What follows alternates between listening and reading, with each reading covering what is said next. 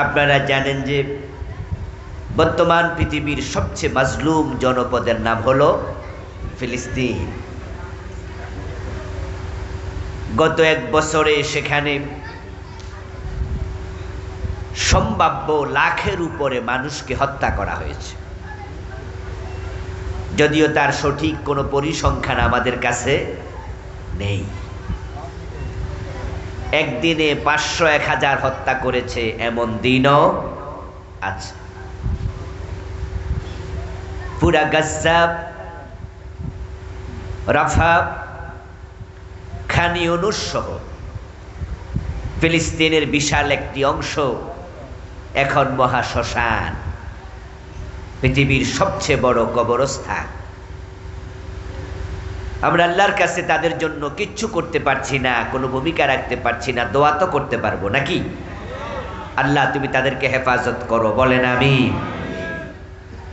ফিলিস্তিনের মুসলমানদেরকে জালেমদের জুলুম থেকে আল্লাহ তুমি মুক্তি দাও, বলেন আমিন। আপনারা জেনে থাকবেন, সোশ্যাল মিডিয়ার কল্যাণে জেনেছেন যে আজকে ঢাকাতেও মার্চ ফর গাজ্জা বিশাল বিক্ষোভ সমাবেশ হয়েছে। আমিও কিছুক্ষণ ছিলাম, আপনাদের এই প্রোগ্রামে অ্যাটেন্ড করার সুবাদে চলে আসতে হয়েছে। মূল প্রোগ্রামে থাকতে পারিনি, আধা ঘন্টা 1 ঘন্টার মতো মাঠে ছিলাম।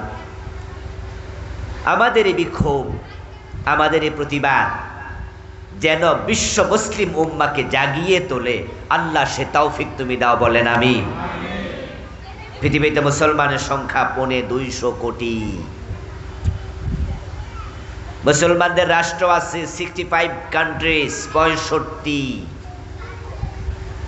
ওআইসির সদস্য সংখ্যা 57। পরমাণু শক্তিধর রাষ্ট্র মুসলমানদের মাঝে আছে পাকিস্তান। পৃথিবীর সবচেয়ে চৌকস সেনাবাহিনী যে সকল দেশে আছে তার মাঝে একটা তুরস্ক। যেই দেশের মাটি খুঁড়লে স্বর্ণ পাওয়া যায় আর তেল পাওয়া যায় এমন সম্পদশালী দেশ আরব বিশ্ব, এটাও মুসলিমদের দেশ, ঠিক নয় কি? টাকাওয়ালা দেশ আছে, অস্ত্রওয়ালা দেশ আছে, সেনাবাহিনীওয়ালা দেশ আছে, 250 কোটি মুসলমান আছে। এরপরেও ফিলিস্তিনের তারা মাইর খায়, কারণ তাদের পক্ষে মুসলিমরা যথাযথ ভূমিকা পালন করে নাই। এজন্য কি আল্লাহর কাছে জবাব দেয়া লাগবে না? মুসলমানদেরকে জেগে উঠতেই হবে। প্রিয় ভাইয়ের, আল্লাহর সাহায্য যদি এসে যায়, আমরা আশাবাদী অচিরে মুসলমানরা জেগে উঠবে। ফিলিস্তিন ইনশাআল্লাহ মুক্ত হবে। মসজিদে আকসা আবার মুসলমানদের হাতে ফিরে আসবে। ইসরায়েলের সন্ত্রাসীরা নাস্তানাবুদ হবে ইনশাআল্লাহ। আল্লাহ সবই পারেন। ইন্নাল্লাহ আলা কুল্লি শাইইন কাদির, তার ক্ষমতা অসীম। মানুষ যা কল্পনা করে না এমন ঘটনাও আল্লাহ ঘটান। যেমন আমাদের বাংলাদেশেও তো আগস্টের 5 তারিখে যে ঘটনা ঘটছে, এ ঘটনা ঘটবে আমরা কেউ কল্পনা করছি? যারা দেশ থেকে পালাইছে ওরাও কি পালাবে ভাবছিল? বরং ওরা ঘোষণা করেছে ভিশন 2041। 2000 কথা বলে না কেন ভাইরা? আমার কথা কি আপনারা বোঝেন? তাহলে একটু জবাব টবাব দিয়ে আর কি। তারা ক্ষমতায় থাকতে ঘোষণা করেছে তাদের ক্ষমতার বলয় বিস্তৃত হবে। এই দেশ পরিকল্পিতভাবে তারা তাদের মতো করে আগায়া নেবে। ভিশন 2041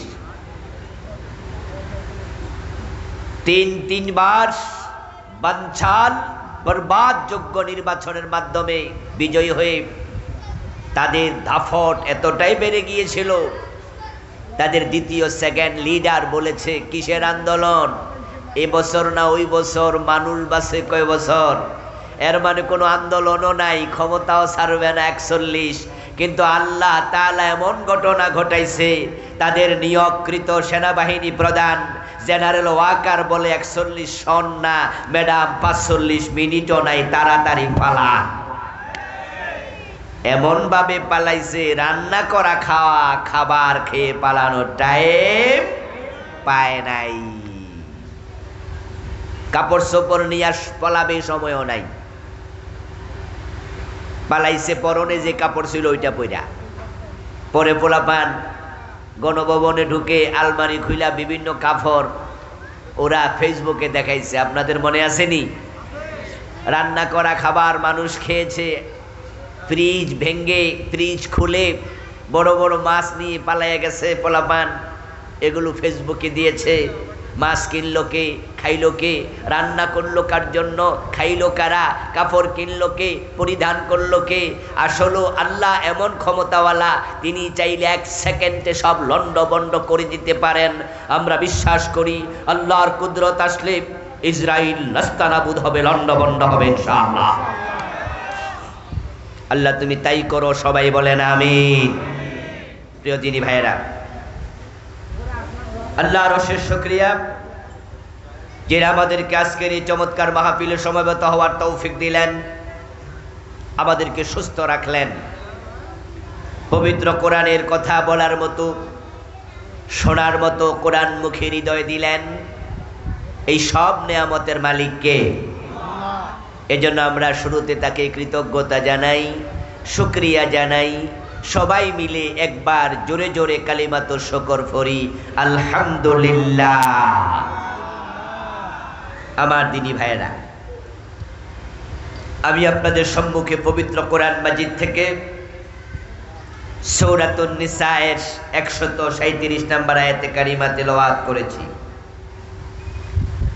নবীজি সাল্লাল্লাহু আলাইহি ওয়াসাল্লামের পবিত্র মুখ অনুসৃত একখানা ছোট্ট হাদিসে নববী পাঠ করেছি। আল্লাহ তাআলা তৌফিক দান করলে এখান থেকে কিছু কথা বলবো ইনশাআল্লাহ।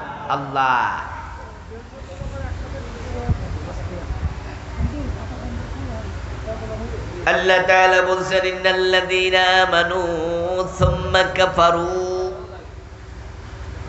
নিশ্চয় যারা ঈমান এনেছে অতঃপর কুফরি করেছে, সুম্মা আমানু সুম্মা কাফারু, তারপর আবার ঈমান আনছে এবং পরে আবার কাফের হয়ে গেছে, সুম্মাজদাদু কুফরা, এবার কাফের হওয়ার পরে কুফরিতে সীমা লঙ্ঘন করলো, আর ঈমান আনে নাই, এভাবে মরে গেল। ঈমান ছিল কিন্তু এখন আর ঈমানটা নাই, ঈমান আনার পরে কাফের হয়ে মরে গেল।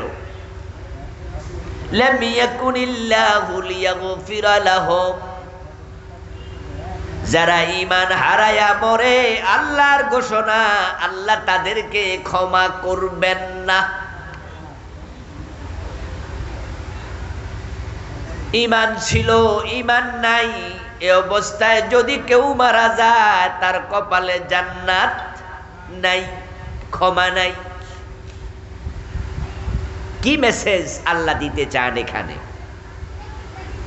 এই আয়াত তো গতকালকে, গত মাসে, গত বছর নাজিল হয়নি, নাজিল হয়েছে আজ থেকে প্রায় 1450 বছর আগে রাসূলুল্লাহর উপরে, সাহাবাদের জমানায়।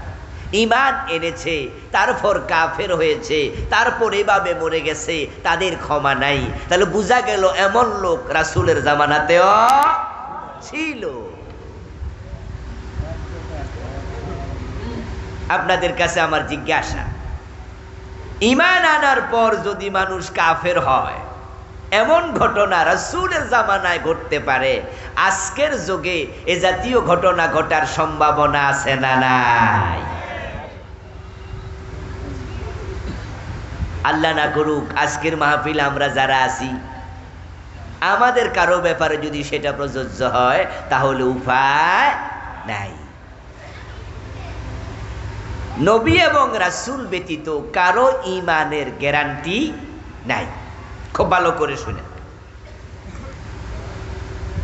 নবীর সাহাবাদের ঈমানের পর্যন্ত নিশ্চয়তা নাই, কারণ সাহাবাদের মাঝেও এমন লোক ছিল রাসূলের হাতে কালেমা পড়ার পরে আবার মুরতাদ হয়ে গেছে।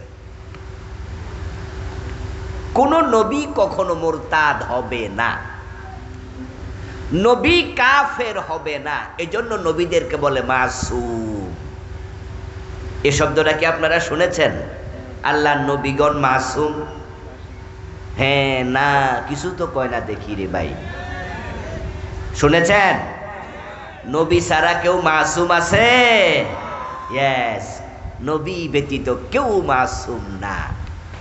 সবারই গুনাহ হতে পারে, ঈমান চলে যেতেও পারে, আপনি এবং আমিও তা থেকে মুক্ত না। নবীজি সাল্লাল্লাহু আলাইহি ওয়াসাল্লামের যুগে একজন ব্যক্তির নাম ছিল ইবনু খাতাল, খা তোয়া লাম, খাতাল। সে রাসূলুল্লাহর হাতে হাত রেখে কালেমা পড়েছিল এবং সে মদিনায় হিজরত করেও এসেছিল, কিন্তু কিছুদিন মদিনায় থেকে কয়েকদিন পরে পালায়া মক্কায় চলে গেছে, ঈমান হারা হয়ে মুরতাদ। ওই ইবনু খাতাল মক্কার বাজারে বাজারে রাসূলুল্লাহ সাল্লাল্লাহু আলাইহি ওয়াসাল্লামের নামে কুৎসা রটনা করে, কবিতা লিখে লিখে আবৃত্তি করে বেড়াতো। সে রাসূলের বদনাম করে বেড়াতো, অথচ কিছুদিন আগে সে কি ছিল? কথা বলেন না কেন? কিছুদিন আগে কি ছিল? আর এখন সে রাসূলের বদনাম করে, কবিতা লিখে রাসূলের বিরুদ্ধে। এই অবস্থা মক্কা বিজয় হয়ে গেল। রাসূলুল্লাহ সাল্লাল্লাহু আলাইহি ওয়াসাল্লাম মক্কা বিজয়ের দিন তিনি ঘোষণা করলেন, লা তাসরিবা আলাইকুমুল ইয়াউম ওয়া আনতুমুত তুলাকা। ও মক্কার কাফেরেরা, তোমাদের কোনো প্রতিশোধ আমি নেব না, সবাইকে ক্ষমা করে দিলাম, তবে ইল্লা ফুলানান ওয়া ফুলানান ওয়া ফুলানা। কয়েকটা নাম উচ্চারণ করে রাসূল বলেন, অমক অমক অমকের ক্ষমা নাই। হাইসু ওয়াজাদতুমুহুম ফাকতুলুহুম, তাদেরকে তোমরা যেখানে পাও সেখানেই হত্যা করো। কয়েকজনকে রাসূল ক্ষমা করেন নাই, তাদের মাঝে ইবনু খাতালও ছিল, কারণ সে কুফরিতে সীমা লঙ্ঘন করেছে। ইবনু খাতাল যখন এই ঘোষণা শুনল যে প্রিয় নবীজি সাল্লাল্লাহু আলাইহি সাল্লাম অনেক কাফেরকে ক্ষমা করেছে, কিন্তু আমার তো ক্ষমা নাই, তাই সে ঘর থেকে বেরিয়ে এক দৌড়ে সে কাবার অঙ্গনে চলে গেল।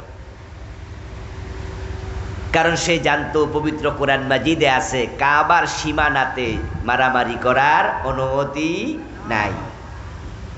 কোরআনে আছে ওয়াং দাখালাহু কানা আমিনা, যে হারামে প্রবেশ করবে সে নিরাপদ।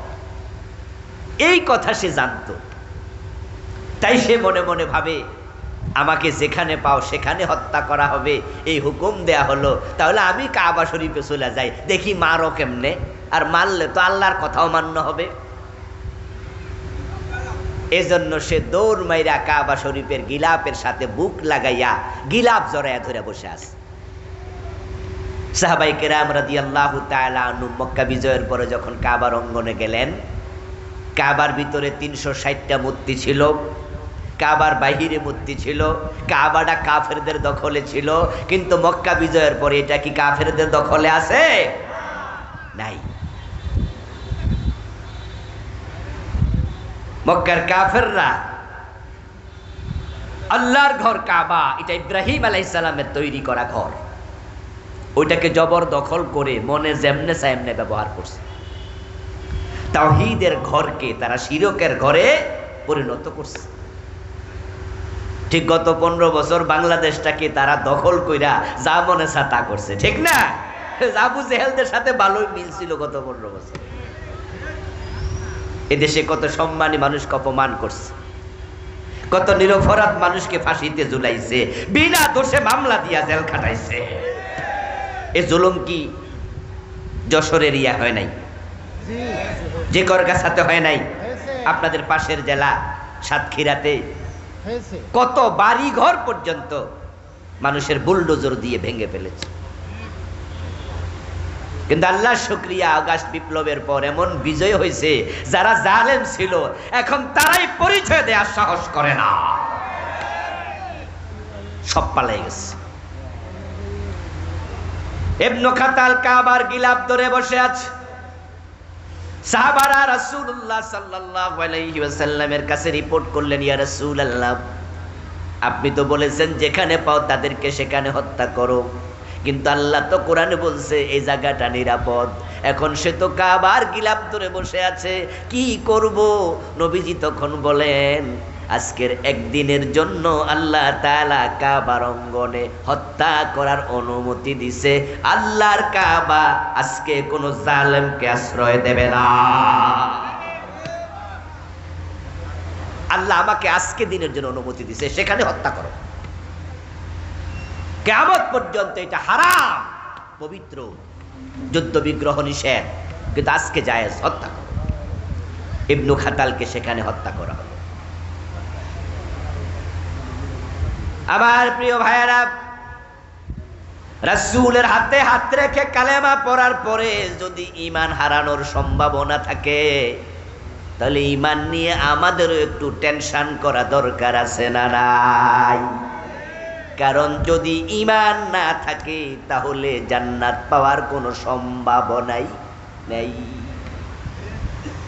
আল্লাহর জান্নাত পাওয়ার জন্য প্রথম শর্তই হলো ঈমান, দ্বিতীয় শর্ত হলো নেক আমল। ঈমান যদি না থাকে তাহলে আপনি নবীর বাবাও যদি হন, আপনাকে আল্লাহ জান্নাত দেবেন না। যেমন আজরকে আল্লাহ জান্নাত দেবে না, অথচ ইব্রাহিম আলাইহিস সালামের বাবা। ঈমান যদি না থাকে আপনি নবীর ছেলে হলেও জান্নাত পাবেন না। যেমন নূহ আলাইহিস সালামের ছেলে কেনান জাহান্নামী, কারণ কেনান ঈমান আনে নাই। দুইজন নবীর বউ জাহান্নামী, দুইজন নবীর স্ত্রী জাহান্নামী।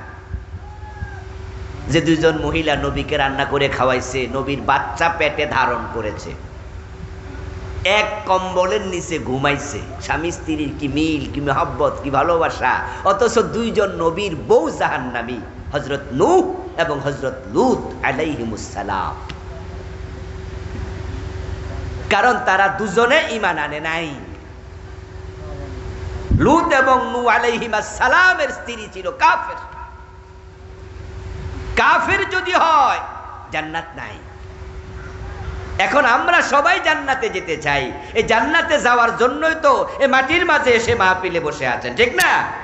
কি যাওয়ার সময় কি খিচুড়ি দেবে, বিরিয়ানি দেবে নাকি? আর যদি দেয় ওইটার জন্য আমরা আসি না, দিলে হাদিয়া, না দিলে মনে কোনো কষ্ট থাকে না, ঠিক কি না? আমরা এসেছি আল্লাহর জান্নাতের পথ কেমনে পাওয়া যায় শোনার জন্য, বুঝার জন্য। ঈমান যদি না থাকে কপালে জান্নাত নাই। এখন যে আয়াত আমি পড়ছি সেই আয়াতে আল্লাহ তাআলা বলে ঈমান ছিল ঈমান নাই, ঈমান ছিল ঈমান নাই, এমন ঘটনা ঘটবে। তাহলে আমাদের ঈমান আছে না গেছে গা, একটু আলোচনা করে, একটু পর্যালোচনা করে, হিসাব নিকাশ করে একটু দেখা দরকার আছে না নাই? 1 লক্ষ টাকা পকেটে নিয়ে 1 লাখ টাকার একটা ভান্ডিল 1000 টাকার নোটের আপনি পকেটে নিছেন, তারপরে আপনি এখান থেকে যশোর,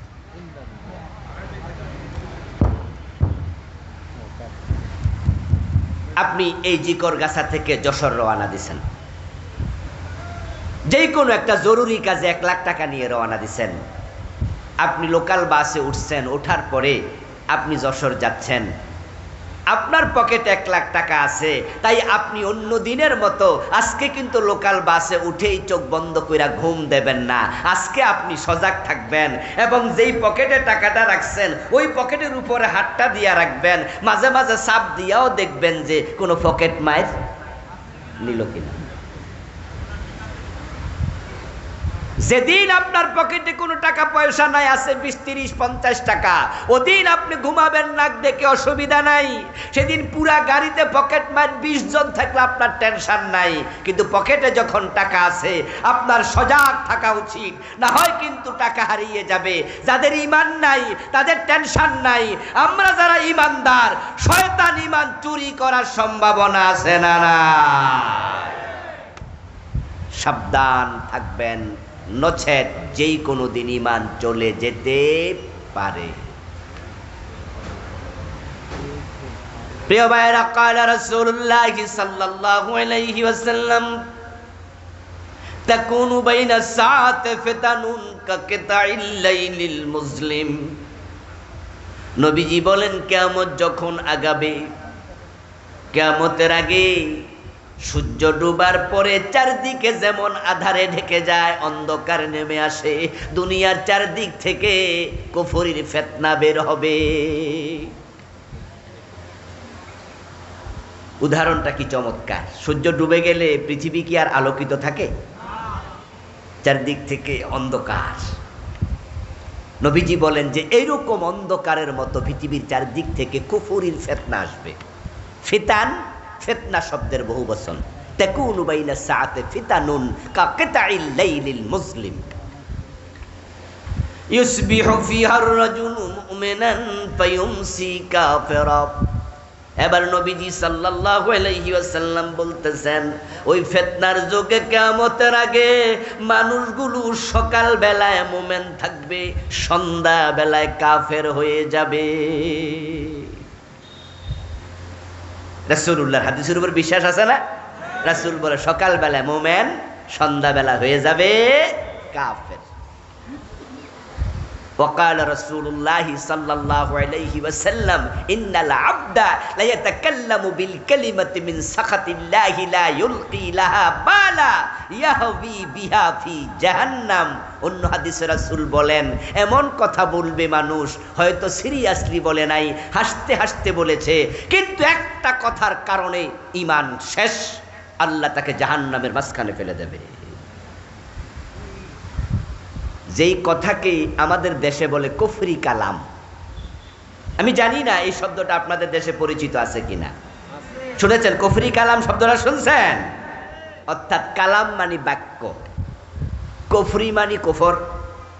অর্থাৎ মানুষ এমন কথা বলবে যেটা বলার সাথে সাথে কুফর হবে। কুফর যখন হয় ঈমান তখন আর থাকে না।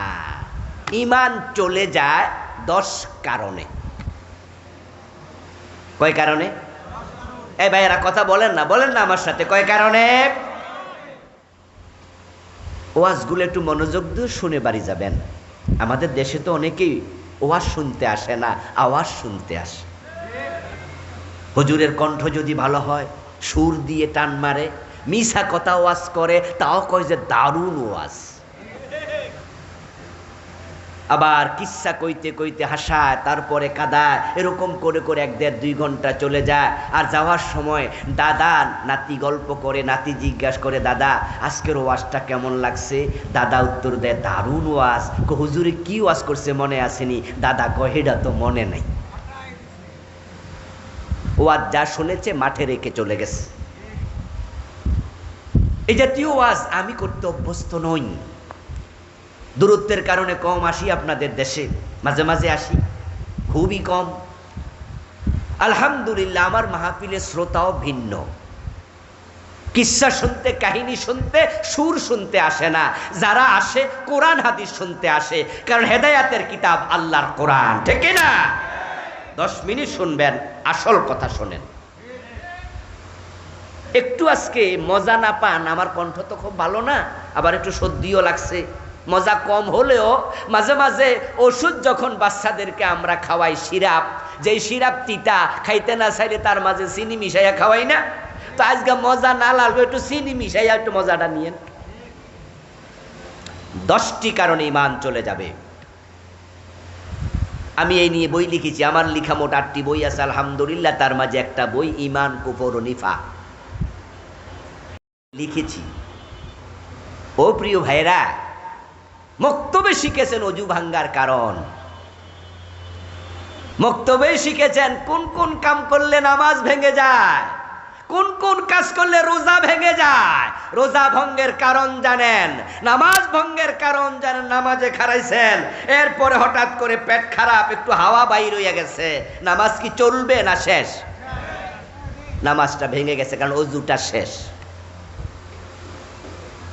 রোজা রেখেছেন, অজু করতে গেছেন, অজু করা অবস্থায় কুলি করার সময় পানি পেটে চলে গেছে, রোজা কি আছে না ভেঙে গেছে? রোজা ভাঙ্গার কারণ শিখেছেন, অজু ভাঙ্গার কারণ শিখেছেন, নামাজ ভাঙ্গার কারণ শিখেছেন। 10 কারণে ঈমান ভেঙে যায়। এই 10 কারণ কয়জনে শিখেছেন? 100 জন মুসলমানের 90 জনই জানে না।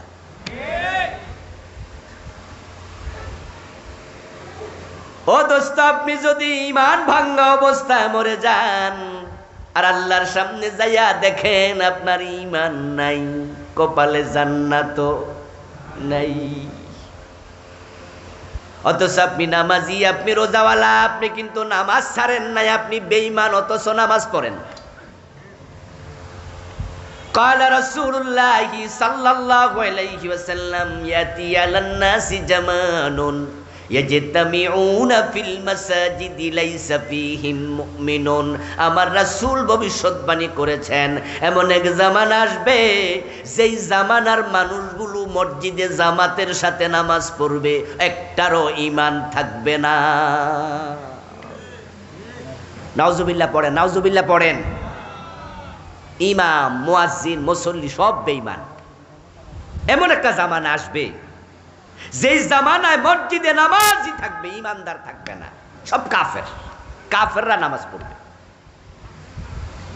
রাসূলুল্লাহর এই হাদিস, এমন একটা জামানা আসবে।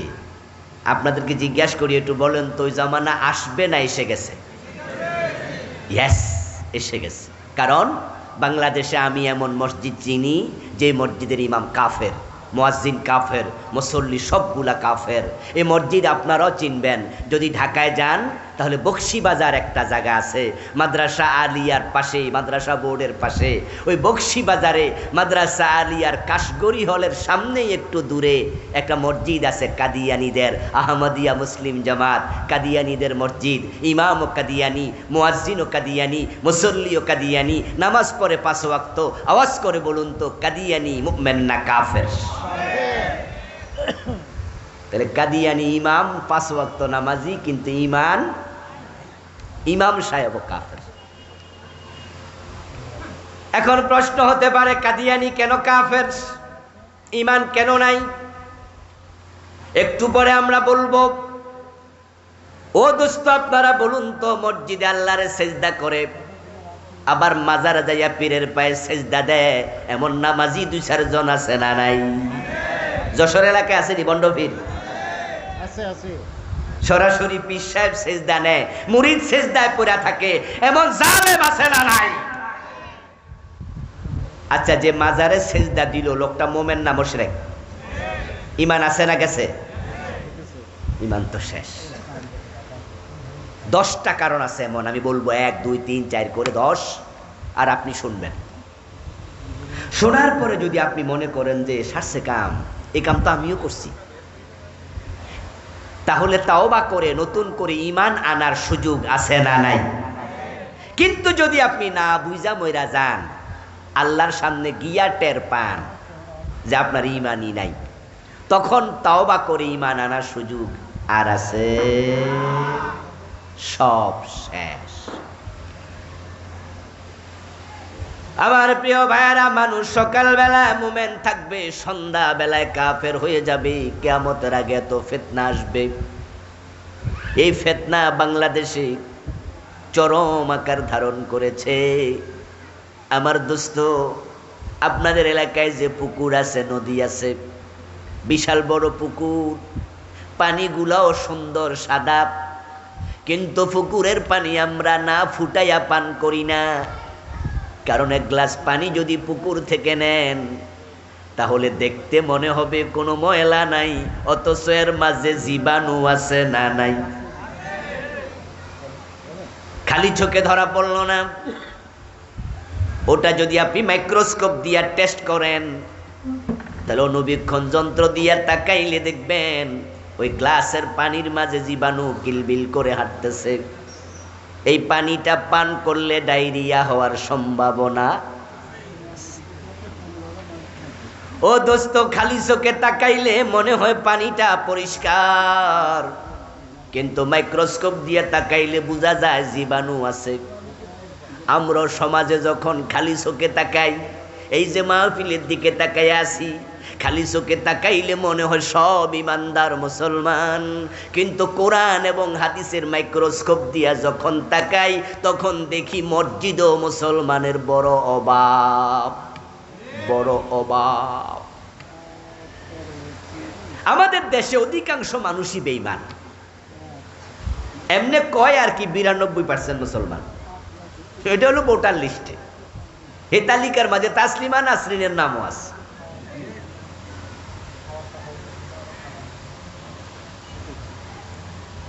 %92 মুসলমান। কয় কিরে, কয় কিরে। রাসূলুল্লাহ বলছে কিয়ামত যখন ঘনাবে তখন কুফরি বাড়বে, মানুষ কাফের হইতে হইতে হইতে হইতে একটা দিন আসবে যখন আসমানের নিচে জমিনের উপরে ঈমানওয়ালা একজনও আর থাকবে না। সেদিন আকাশ জমিনও আর থাকবে না। কিয়ামত আগাবে, মোমেন কমবে, কমতে কমতে একজনও থাকবে না। আর আমি কি দেখি? আমি দেখি 71-এ যখন দেশ স্বাধীন হলো তখন এই দেশে মুসলমান ছিল 7 কোটি, আর এখন 2025 মুসলমান হয়ে গেছে 18 কোটি। তো মুসলমান কি কমছে না বাড়ছে? আগে আসিল বাংলাদেশে 90% মুসলমান, এখন নাকি 92% মুসলমান বাড়তেছে।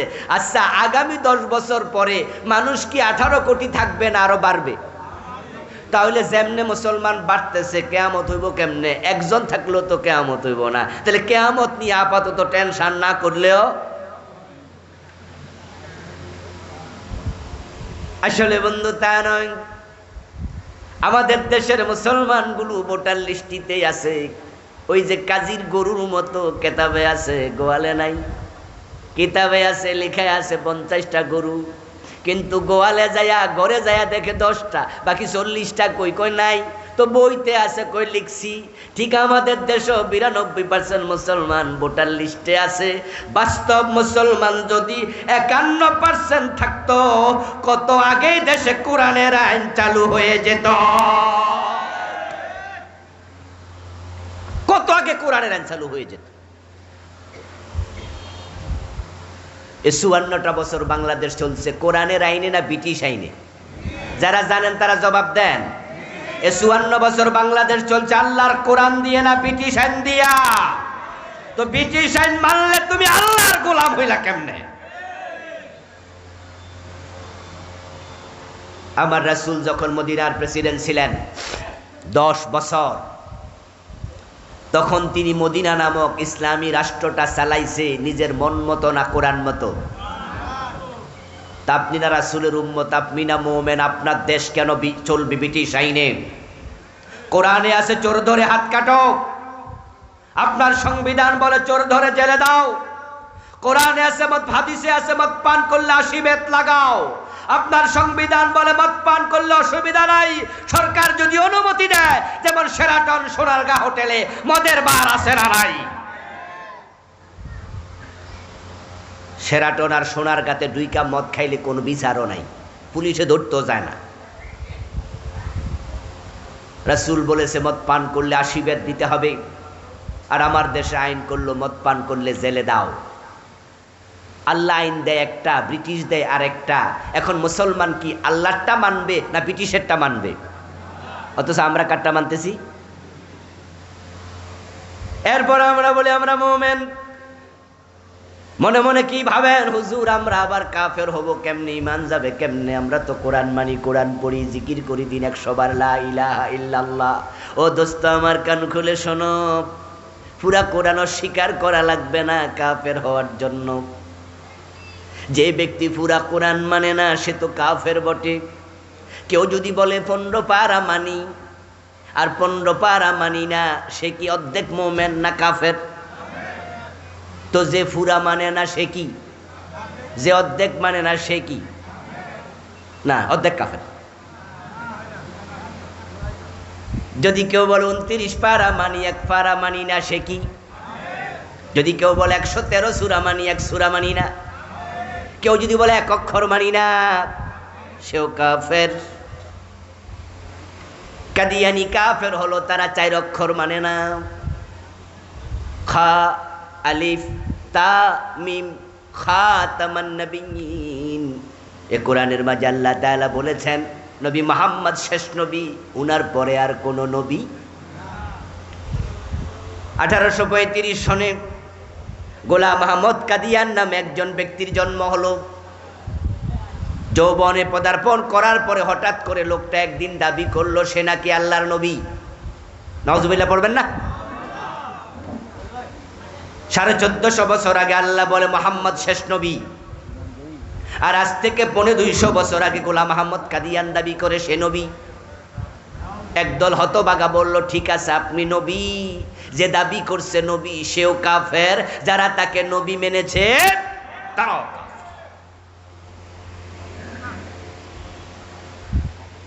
কাদিয়ানীরা কাফের হলো কোরআনের একটা মেসেজ রাসূল শেষ নবী অস্বীকার করলো তাই।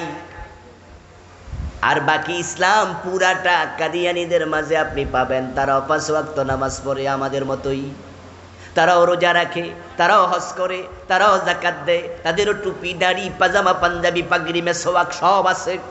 ঠিক আপনার যেমন আমার যেমন তাদেরও তেমন, কিন্তু তারা এক জায়গায় পেছ লাগাইছে, ঈমান শেষ। অঙ্কের মতো অঙ্ক, ঈমান হলো অঙ্কের মতো 10 লাইন লম্বা অঙ্ক। কোন ছাত্র 9 লাইন ঠিক লিখছে, 1 লাইন ভুল করছে, 10-এ কত পাবে? ভাইরা কথা বলে না, ভাইরা বলেন কত পাবে? আরেক ছাত্র 10 লাইনে 10 ভুল করছে, সে কত? আরেকজন লেখে নাই।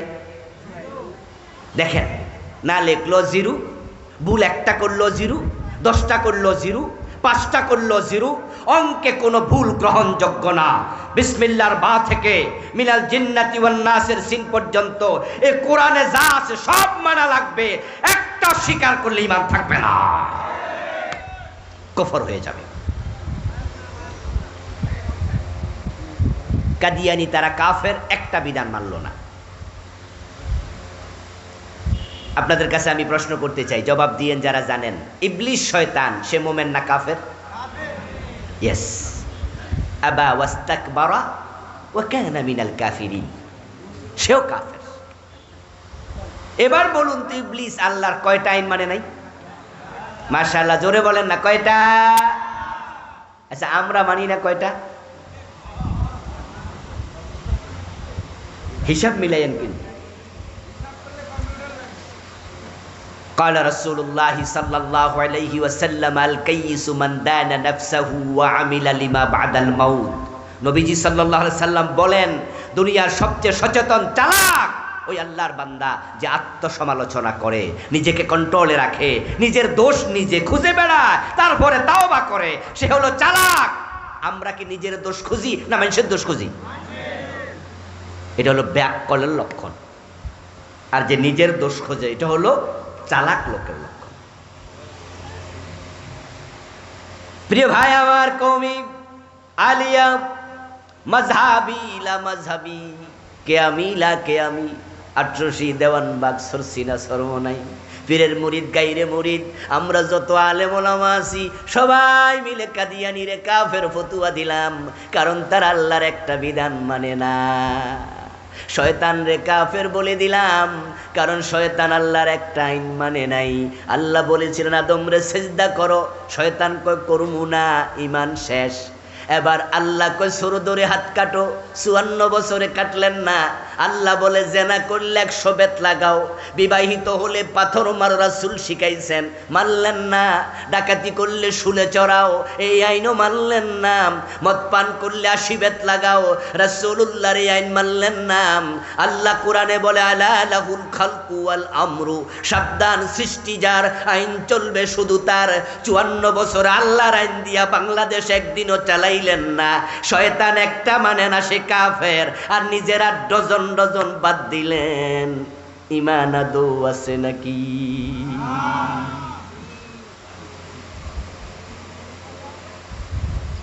আদৌ ইমান আছে কি?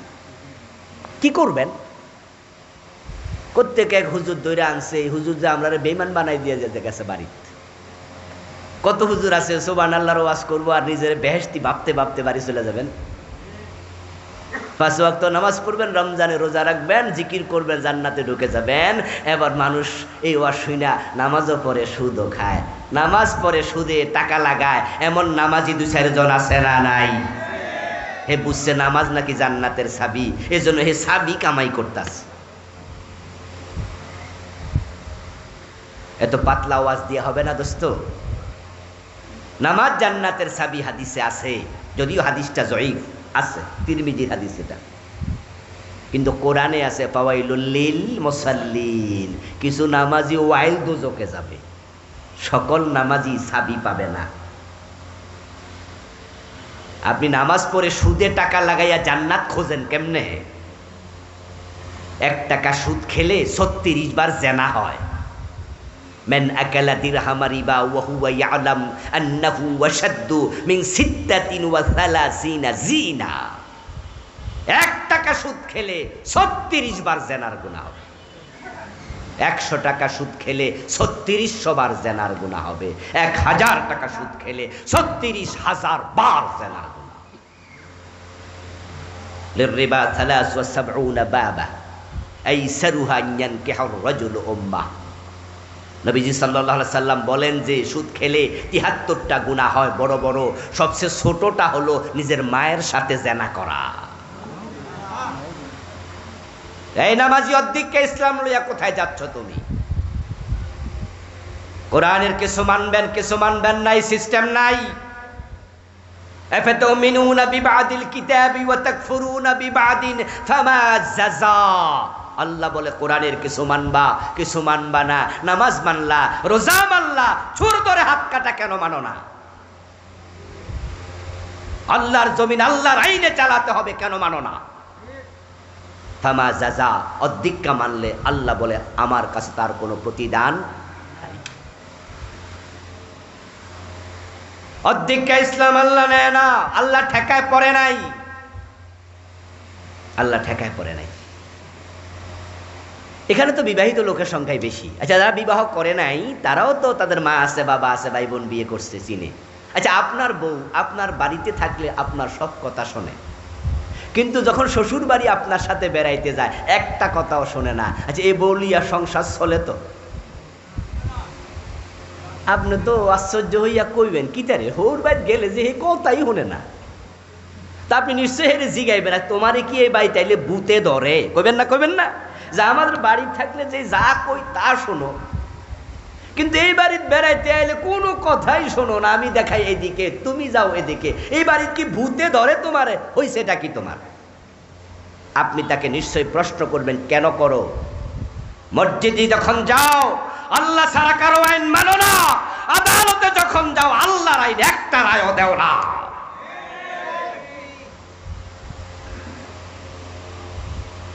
মসজিদে ঢোকেন কোন পা দিয়ে? ভাইয়েরা কথা বলেন, কোন পা? বের হন কোন পা? আমার রাসূল ডান পা দিয়ে ঢুকেছে, এটা সুন্নাত। বের হন বাম পা দিয়ে, আমার রাসূল বাম পা দিয়ে বের হয়েছে, এটা সুন্নাহ। সবাই মিলে সুন্নাহ মানেন। নবী যখন 10 বছর মদিনা চালাইছে তখন কোরআন দিয়ে চালাইছে, তো এমপি হইলে ভুলে যাও কেন? তখন আবার ব্রিটিশ আইন মজা লাগে কেন? আমার প্রিয় ভাইয়েরা, কুফরি মানে হলো এই কোরআনে যা আছে তার সাথে এক জায়গায় দ্বিমত করা কুফর। পুরাটা করলে তো কুফর বটেই। এটা বড় বেলুনের মতো। কোনো বেলুনে যদি আপনি ঢুকান গ্যাস, 5 মিনিট 10 মিনিট লাগায়া হাওয়া ঢুকালেন, গ্যাস ঢুকালেন, ওই বেলুনটা 10টা ছিদ্র করলে যে কথা, একটা করলে সেই কথা। ঈমান যদি রাখতে চান কোরআন পুরা মানতে হবে। জীবনের বটম থেকে টপ, পাকঘর থেকে সংসদ ভবন, সব জায়গায় কোরআন সুন্নাহ মানা লাগবে।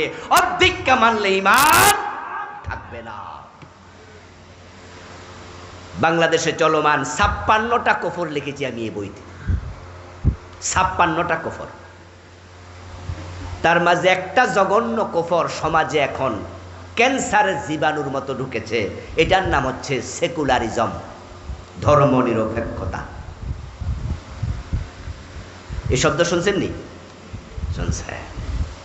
বাংলাদেশে ইসলামী দলগুলা ছাড়া যত দল আছে সবগুলো সেকুলারিস্ট।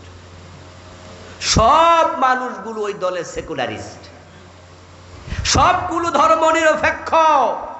ইসলামী দলের বাহিরে যত দল আছে সবাই ধর্মনিরপেক্ষ। আমি দায়িত্ব নিয়ে সিরিয়াসলি বলছি, ইসলামী দলের বাহিরে যারাই আছো তোমরা সবাই কুফরি করছো।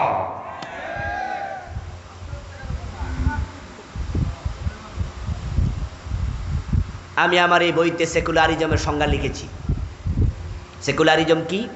দি believe religion should not be involved with any social, ordinary social and political activities in a country. Cambridge ডিকশনারির বরাত দিয়ে আমার বইতে আমি সেকুলারিজমের সংজ্ঞা যে লিখলাম, ধর্মনিরপেক্ষতা হচ্ছে ওই বিশ্বাস, বিশ্বাস, বিশ্বাস কর্ম নয়, বিশ্বাসের নাম ঈমান।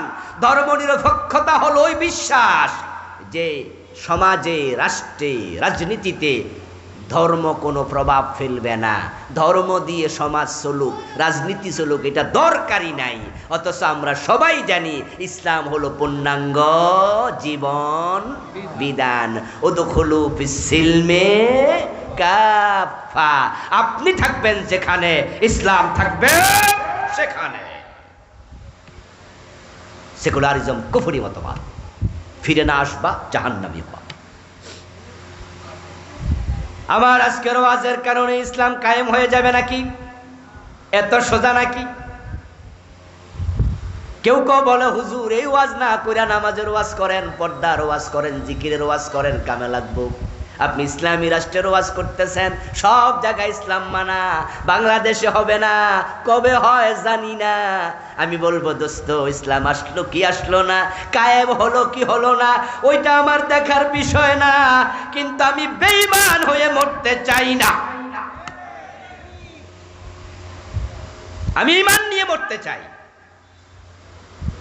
আল্লাহর কোরআনকে জীবনের সব ক্ষেত্রে মানার মতো লোক যদি একজন হয়, সেটা আমি হব। কেউ না থাকলে আমি একা মাথা তুলে দাঁড়িয়ে যাব। এবার বলুন তো, 56টা কুফর যে আছে, আমি তো একটা বললাম সেকুলারিজম, তাহলে আরো হইল 55টা। জানা দরকার নাই তো, না জানলে বাঁচবেন কেমনে? 10টার মাঝে এটা একটা কুফর। দ্বিতীয়টার নাম হলো শিরিক। বাংলাদেশে শিরিক আসেনি? ওরে বাবা, যে এলাকায় মাজার আছে, ভণ্ড পীরের মাজার, ওই এলাকার শিরিকের বাজার মিলে যায়। আমাদের নেতারা নির্বাচন আসলে মুশরিক হয় নতুন করে কিছু। যখনই মাইকটা হাতে পায় তখনই মানুষকে পাম দেয়, তেল দেয়, ভোটের জন্য বলে আপনারাই তো সব, জনগণ সকল ক্ষমতার উৎস। সাথে সাথে ঈমান। এই কথাটা আমাদের সংবিধানের অংশ। ডক্টর কামাল যখন সংবিধান লেখে তখন সে ল অফ সাবরেনিটি, সার্বভৌমত্বের আইন লিখতে গিয়া তখন লিখেছে তারা মিলে এই দেশের ক্ষমতা জনগণের হাতে, জনগণ সার্বভৌমত্বের মালিক। অথচ আল্লাহর কোরআনে বলেছে সার্বভৌমত্বের মালিক হলেন আল্লাহ, সকল ক্ষমতার মালিক আল্লাহ। আন্নাল কুওয়াতা লিল্লাহি জামিআ। কুলিল্লাহুম্মা মালিকাল মুলক তুতিল মুলকা মান তাশাউ ওয়া তানজিউল মুলকা মিম্মান তাশাউ। ও নবীজি, আপনি বলুন, ও রাজাদিরাজ আল্লাহ, ক্ষমতার মালিক তুমি, যাকে মনে চায় তুমি ক্ষমতা দাও, আবার যার উপর রেগে যাও ক্ষমতা থেকে টেনে নামাইয়া দাদার বাড়ি, মামুর বাড়ি, দিল্লি পাঠাইয়া দাও। ক্ষমতার মালিক তুমি, চাইলে রাখো, চাইলে পালাইয়া দাও। কাঙ্গালরে ক্ষমতা দাও, রাজারে জেলখানার কয়েদি বানাইয়া দাও। ক্ষমতার মালিক আল্লাহ, জনগণ নয়। এটা কুফর, এটা শিরিক, জঘন্য ঈমান হরণকারী। যখন হিন্দুদের দুর্গাপূজা আসে তখন দেখবেন ছাগলের 3 নাম্বার বাচ্চার মতো কিছু লোক লাফাইয়া লাফাইয়া ঈমান হারা। অযথা ইমান হারায়। আচ্ছা, আপনাদের এলাকায় আমরা যারা এখানে আমার সামনে আছেন, আপনারা কেউ কি দুর্গা পূজায় মূর্তি পূজা করেন? কোন মুসলমান করে? কোন মুসলমান কি পূজা মণ্ডপ বানায়? কেমনে মুশরিক হয়? এই জন্য বলছি আমি ছাগলের 3 নাম্বার বাচ্চার মতো হয়। ছাগলের 3য় বাচ্চা মানে কি জানেন তো? 2টা খাইয়া লাফায়, আরেকটা না খাইয়া লাফ। ছাগলের পায়ের নিচে যে ওলান আছে, ওলানের মাঝে বাঁট আছে কয়টা? দুধের যে লাইন আছে এগুলাতে আমাদের কুমিল্লা বলে বাঁট, এই এলাকায় কি বলে? বাঁটে বলে। তাহলে বলুন যে ছাগলের ওলানে বাঁট কয়টা? তো বাচ্চা 3টা হইলে বাঁট পাইছে কয়জনে? আরেকটা এ ফাও লাফা। আরে মন্দির বানাইলো হিন্দু, মূর্তি পূজা করলো হিন্দু, আর মুশরিক হলো আমাদের নেতা। কেমনে মুশরিক হলো? কারণ তারা হিন্দুদের ভোট পাওয়ার জন্য তখন একটা স্লোগান বানাইছে, ধর্ম যার যার, উৎসব সবার। বলেন নাউজুবিল্লাহ। কয় কি হিন্দুদের দুর্গা পূজা আমাদের উৎসব? দুর্গা পূজা জায়েজ না হারাম? ছোট শিরিক না বড় শিরিক? আল্লাহ তাআলা কোরআন মাজিদে আমাদেরকে শিখাইছে স্লোগান, লাকুম দীনুকুম ওয়ালিয়া দীন। বাংলা অর্থ কি? তোমাদের ধর্ম তোমাদের, আমাদের ধর্ম আমাদের। দুইটা কি এক না আলাদা? তাহলে স্লোগান হবে ধর্ম যার, উৎসব তার। আচ্ছা, আপনাদের এলাকায় আপনারা যখন কোরবান, এই যে কোরবান আসতেছে ইনশাল্লাহ কয়দিন পরে আসবে, আমরা গরু জবাই করব। আচ্ছা, আমরা কেমনে গরু জবাই করি এই উৎসব দেখার জন্য কয়জন হিন্দু আসে? আসছে কোনোদিন? আচ্ছা, দাওয়াত দিলে আসবে? যদি কারো বন্ধু বান্ধব থাকে হিন্দু, পাড়া প্রতিবেশী থাকে, আপনি দাওয়াত দিবেন, আসবে না। যদি গলায় গামছা লাগায় টান মারেন, রাম রাম কইয়া যাবো কাছিল্লা চিৎকার দিয়া। জিজ্ঞাসা করবেন, কিরে ভাই তোদের দুর্গা পূজা আমরা সবাই মিলা দেখতে যাই, বাতাসা খাই, ওদের হালুয়া রুটি খায়, খায় না? আস্তাগফিরুল্লাহ, প্রসাদ খায়, মুসলমানের সন্তানরা খায়, কাইরা আইনা জিলাপি খায়। অথচ মন্দিরে মূর্তির সামনে যাহা উৎসর্গ করা হলো সেটা খাবার হিসাবে গ্রহণ করা হারাম। ওটা ওরা মন্দিরে মূর্তির জন্য উৎসর্গ করেছে, আল্লাহ ছাড়া অন্যের জন্য দিলে হারাম। আর তোমার সন্তান সেখানে খাইতে যায়। ও হিন্দু ভাই, তোমার দুর্গা পূজা আমরা গেলাম, তো আমরা গরু জবাই করি, তোমরা আসো। আসো না কেন? ধর্ম যার যার, উৎসব তো সবার। তো তোমাদের উৎসবে আমরা গেলাম, আমাদের উৎসবে তোমরা আসো। দেখবেন হিন্দু মিয়া জবাব দেবেন, আরে ভাই আমাদের ধর্মে গরু জবাই করার অনুমতি নাই, এজন্য আমরা এটা করি না, দেখতেও যাই না। তার ধর্ম সে বোঝে, তার ধর্মকে সে সম্মান করে, সে গরু জবাই করে না, দেখতে আসে না। এবার আমাদের ধর্মে মূর্তি পূজা জায়েজ না হারাম? তো তোমরা কেমনে যাও? শুধু যায় না রে ভাই, হ্যাঁ ব্যানার টানা দেখবেন, শারদীয় দুর্গা পূজার শুভেচ্ছা, নিচে লেখা আলহাজ আব্দুল কাদের, এলাকার মেম্বার সাহেব, এলাকার হিন্দু ভোটারের মন জয় করতেছে, দুর্গা পূজার শুভেচ্ছা জানাইছে। তোমার ইসলাম তোমাকে কি শিখাচ্ছে, তুমি কি করছো? আমার প্রিয় ভাইয়েরা, মুসলমানের সন্তান বিয়ে করেছে 2 বছর, সন্তান হয় না, 3 বছরের মাথায় তো দোয়া দরুদ পড়ানো শুরু, 4 বছর 5 বছর যাওয়ার পরে এখানে ওখানে দৌড়াদৌড়ি, ডাক্তার শেষ। এবার মন খারাপ, স্বামী মন খারাপ করে বসে আছে অফিসে, কলিগ জিজ্ঞাসা করে পিঠে আলতো করে থাপ্পড় দিয়ে, মন খারাপ কেন? বলে তোমার ভাবি কাঁদছে সারা রাত, বাচ্চা হবে না ডাক্তার বলেছে। তখন কলিগ বলে, কেডা কইছে হইব না, ইন্ডিয়া যাও, পাসপোর্টে ভিসা লাগাইয়া চাইয়া দেখো, হুজুরের কাছে 1 ডজন হইব। কয়টা লাগবো শুধু চাইয়া দেখো। তখন আপনি আশ্চর্য হয়ে বললেন, কিরে ভাই বলিস কি, কার কাছে চাইলে ফোলা মাইয়া হয়? কেন শোনো নাই, কেউ ফিরে না খালি হাতে, খাজা বাবার দরবারে। খাজা বাবার কাছে ছেলে মেয়ে চায় এমন লোক বাংলাদেশে আছে না নাই? পীরের কাছে, মরা পীরের কাছে ছেলে চায়, সন্তানের জন্য চট্টগ্রামে বাইজিদ বোস্তামির মাজারে যায়া গাছের মাঝে কাইতন সুতা বাঁধে কচ্ছপরে খাবার দেয়, বাবা আমার ছেলে দাও মেয়ে দাও, ঈমান তোমার শেষ, কারণ এটা শিরিক। সন্তান দেয়ার মালিক শুধু কে? আল্লাহ। ইজা সালতা ফাসআলিল্লাহ, চাইলে আল্লাহর কাছে যাও, চাইলে আল্লাহর কাছে যাও। মুসলমান ঈমান হারায়ও না। আমি শিরিক নিয়ে একটি আলাদা বই লিখেছি, ওই বইতে 29টা শিরিক লিখেছি, এই বইয়ের মাঝেও সেগুলো সংক্ষেপে এনেছি। শিরিকগুলো চিনবেন, আমার বইয়ের নাম প্রচলিত শিরিক। এক দুজন ভাই পড়েছে জানে, বিভিন্ন রাইটাররা লিখেছে, পড়বেন, কারণ শিরিক যদি ঢুকে যায় ঈমান থাকে না। Very sensitive. ক্যান্সারের জীবাণু দেহে ঢুকলে যেমন বিপদ, শিরিক ঢুকলে আরো বেশি বিপদ। ঈমান চলে যাবে। তৃতীয় কারণ নেফাক।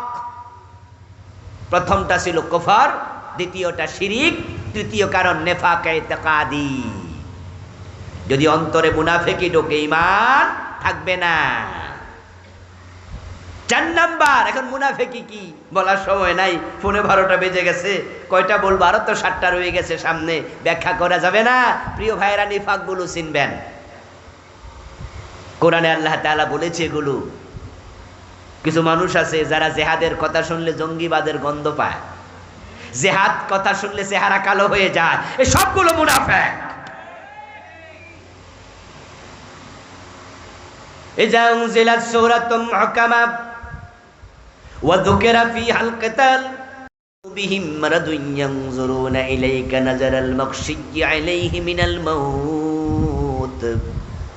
আল্লাহ কোরআন মাজিদে বলেন, ও নবী, আপনি দেখবেন আপনার সামনে যারা বসে আছে তাদের মাঝে এমন কিছু মানুষ আছে, যখন আমি আল্লাহ জিহাদের আয়াত নাজিল করি, ওই আয়াত আপনি তেলাওয়াত করে শোনান, জিহাদের কথা শুনলে দেখবেন তাদের চেহারা কালো হয়ে গেছে,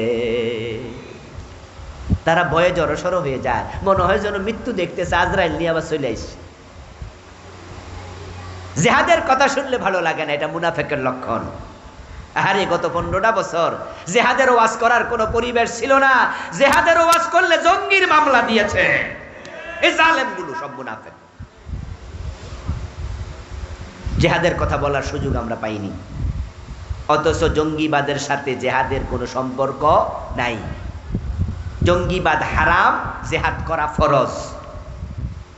আমার রাসূলকে জিহাদ করেন নাই, 27টি যুদ্ধ উনি নিজে কি ছিলেন? সেনাপতি। 27 যুদ্ধে প্রতিটা সাহাবী ছিল মুজাহিদ। আরে আজকে ভাইয়েরা, জিহাদ আমরা ভুলে গেছি, তাই ফিলিস্তিনে মাইর খাচ্ছে। যদি আমরা জিহাদ জানতাম, একসময় মুসলমানের এক হাতে ছিল তলোয়ার আর এক হাতে ছিল কোরআন। তারা কোরআনের বাহিরে চলে নাই, চলতে কারোরা দেয় নাই। অন্যায় দেখেছে যেখানে, তলোয়ার দিয়ে প্রতিরোধ করেছে সেখানে।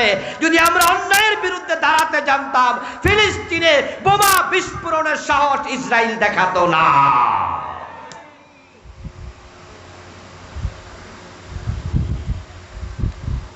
ফিলিস্তিনের মুসলমান মাইর খাচ্ছে, ওটা দেখে আমরা আজকে বিশাল সমাবেশ করলাম। ভালো করতে হবে, কিন্তু বাংলাদেশে তো আরেক ফিলিস্তিন আছে। কক্সবাজারে গেলে দেখবেন, কক্সবাজারের পাশে মায়ানমারের 14-15 লাখ মুসলমান এখানে উখিয়া সীমান্তে আইসা তারা এখন ভিক্ষুক, ঠিক না? জাতিসংঘ টাকা দেয়, ভিক্ষা নিয়ে নিয়ে খায়। এই 12-13 লাখ মুসলমানকে এই মায়ানমার থেকে তারা তাড়াই দিছে। ওরা কি ফিলিস্তিনিদের মতো না? ওই গাজার মুসলমানদেরকে তাড়াইয়া দিচ্ছে ইসরায়েল। মায়ানমারের মুসলমানকে তাড়িয়ে দিয়েছে সে মায়ানমারের জালেম জান্তা সরকার। আমরা জিহাদের ওয়াজ করতে আগে কুণ্ঠিত হয়েছি, করা যায়নি। জঙ্গি বলেছে, আমরা ঘোষণা দিতে চাই, মুসলমানের হাতে আবার জিহাদের তলোয়ার নিতে হবে। অন্যায় করব না, অন্যায় সহ্য করব না। নিরীহ মানুষকে হত্যা করার নাম জঙ্গিবাদ, এটা ইসলাম সাপোর্ট করে না। কিন্তু জিহাদ মানে হলো যেখানে অন্যায় দেখা হবে সেখানে প্রতিরোধ করতে হবে। যে 12-14 লাখ মুসলমান মায়ানমার থেকে এসে আমাদের উখিয়া সীমান্তে কক্সবাজারে আছে, ওদের সকলকে জিহাদের ট্রেনিং দেয়া দরকার। ওদের মাঝ থেকে যারা এই যুবক আছে সকলকে তলোয়ারের প্রশিক্ষণ দরকার, যুদ্ধের ট্রেনিং দেওয়া দরকার। সেনাবাহিনীর মাধ্যমে আমাদের প্রশিক্ষিত সেনাবাহিনী যেমন যুদ্ধের প্রশিক্ষণ নেয়, মায়ানমারের মুসলমান গুলাকে এইভাবে যুদ্ধের ট্রেনিং দিয়া তাদের দেশে অস্ত্র হাতে দিয়া ঢুকাইয়া দেওয়া দরকার, যে তোমরা নিজ দেশে ফিরে যাও, ভিক্ষুকের মতো থেকো না। এই দুনিয়া কি জানেন? দুনিয়া হচ্ছে শক্তের ভক্ত নরমের জম, শক্তের ভক্ত নরমের জম।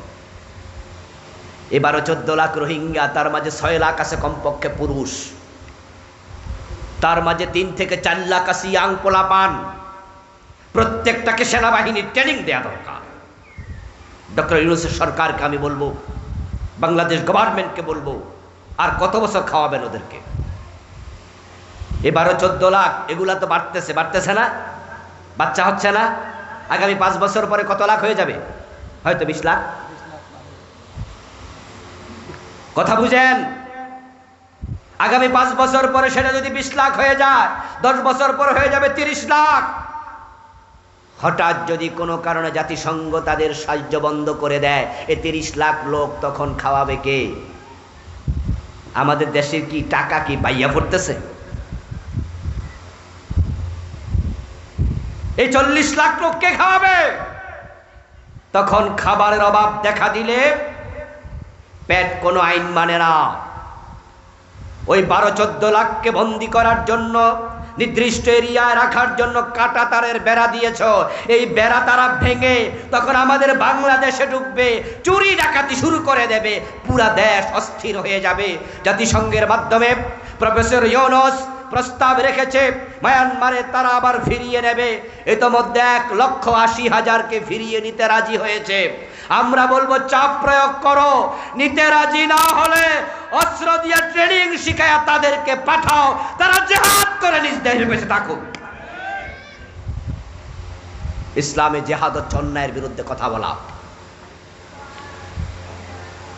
আমার বন্ধু মুনাফিক জিহাদ পছন্দ করে না। মুনাফিক যারা, তাদের আরেকটি বড় আলামত হলো আল্লাহর আইনের কথা বললে আল্লাহর আইন তাদের কাছে পছন্দ হবে না।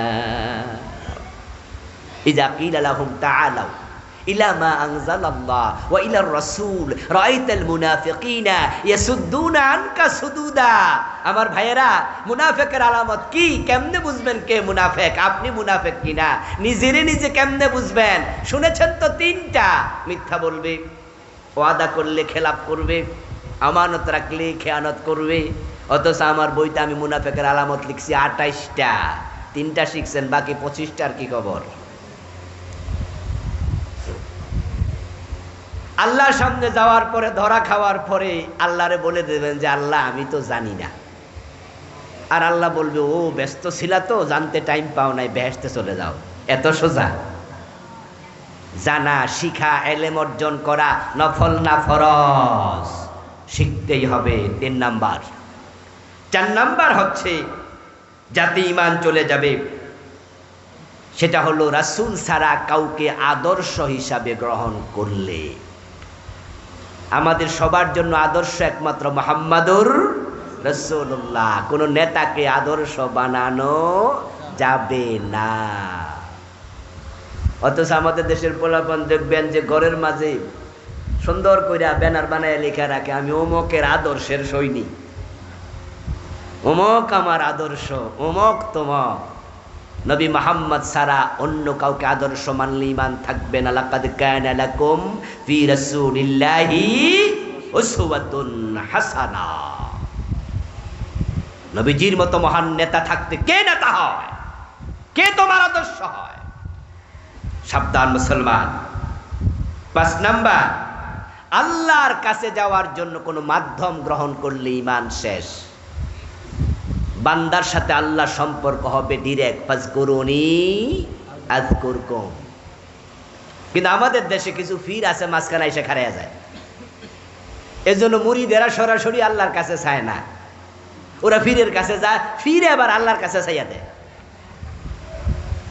মক্কার মুশরিকদের চরিত্র ছিল, তারা যখন মূর্তি পূজা করত আল্লাহ তাআলা তখন রাসূলের কাছে আয়াত নাজিল করেছেন, ও নবী মুহাম্মদ, তাদেরকে প্রশ্ন করুন আকাশ এবং জমিন কে বানাইছে? তোমাদের মূর্তি?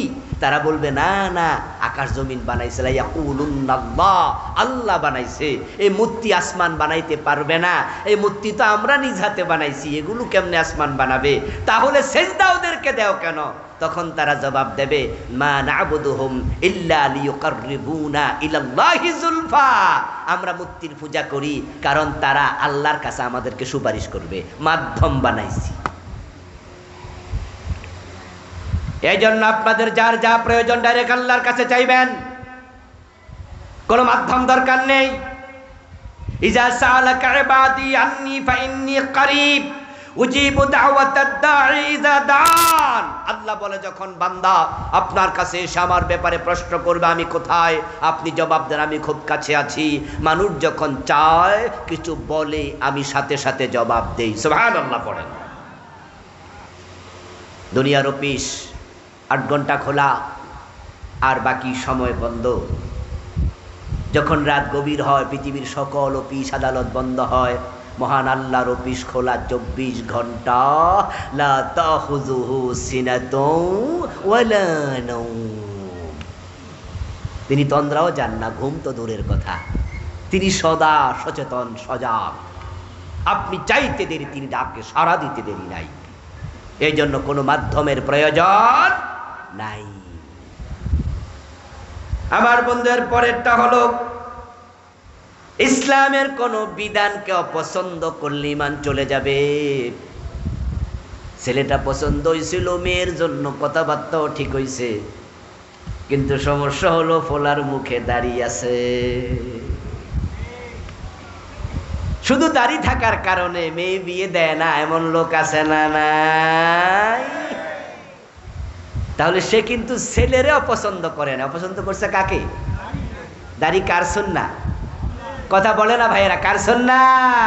তুমি ইসলামের একটি অনুষঙ্গকে অপছন্দ করেছো। ঈমান, দাড়ি না রাখলে ঈমান যাবে না, অপছন্দ করলে ঈমান যাবে। এই যে টুপি আমি খুললাম, কোনো গুনাহ হয়েছে নাকি? কিন্তু যদি কেউ টুপিকে পায়ের তলায় দেয়, ঈমান চলে যাবে।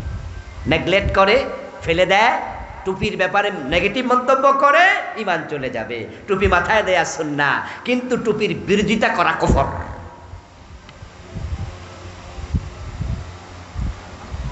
কুফরি চিনতে হবে ভাই, না চিনলে চলবে না।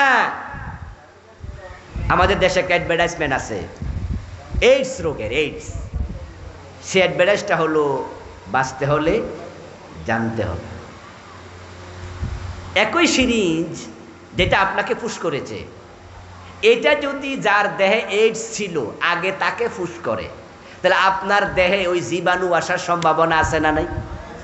এই জন্য ডাক্তাররা কিন্তু একই সিরিজ দিয়া দুজনকে ইঞ্জেকশন পুশ করে না, এটা নিষেধ।